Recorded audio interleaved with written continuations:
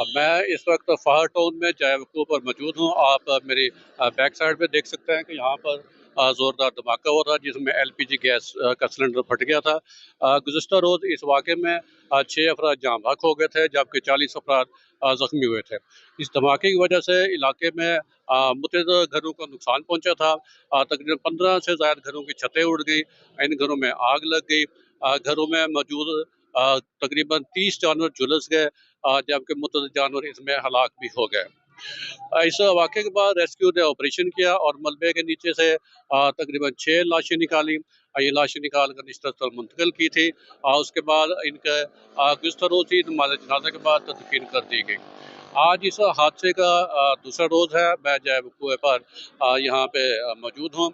यहाँ पर रेस्क्यू काम, पुलिस और इंतज़ामी अफसरान भी मौजूद हैं और मुतअद्दिद अफसरान की आमद का सिलसिला जारी है। लेकिन यहाँ पे जो मुतासरीन है इलाके के लोगों का कहना है कि इंतज़ामिया ने उनकी खातिर-ख़्वाह मदद नहीं की। वो परेशानी का शिकार हैं। सख्त सर्दी में रात उन्होंने खुले आसमान तले गुजारी है। उन्हें खाने-पीने में मुश्किलात का सामना है।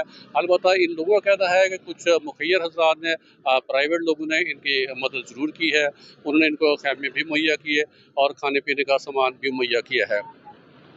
इन लोगों ने ये भी बताया कि ये वाक़या एलपीजी गैस की गैर कानूनी रिफिलिंग की वजह से पेश आया था।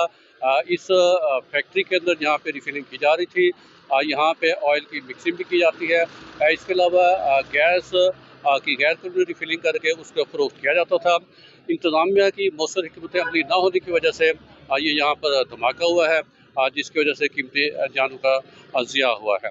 लोगों ने ये भी मुतालबा किया है कि इन गैर कानूनी काम करने वाले अफराद के खिलाफ कार्रवाई की जाए, इनको गिरफ्तार किया जाए। मुतासरीन का ये भी कहना है कि उनकी मदद की जाए, उनके घरों को तामीर करवाया जाए और उनके जो ज़ख्मी हैं, जो उनके प्यारे हैं, उनके इलाज मुआलजे में मदद की जाए। लोगों ने ये इल्ज़ाम भी लगाया कि इंतज़ामी अफसरान सुबह से अब तक मुतअद्दिद इंतज़ामी अफसरान आए हैं, जिनमें additional chief secretary Punjab, additional IG Punjab भी हैं। इसके अलावा ज़िला इंतज़ामिया के दीगर अफसरान हैं जो मौके पर पहुँचे हैं। लेकिन वो कहते हैं कि इन अफसरान की सिर्फ आनियाँ-जानियाँ हैं, ये आ रहे हैं, जा रहे हैं, उनकी किसी किस्म की कोई मदद नहीं कर रहे।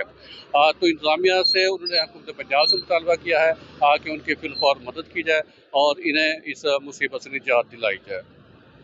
अब तक के लिए इतना ही, इजाज़त दीजिए। अल्लाह हाफ़िज़।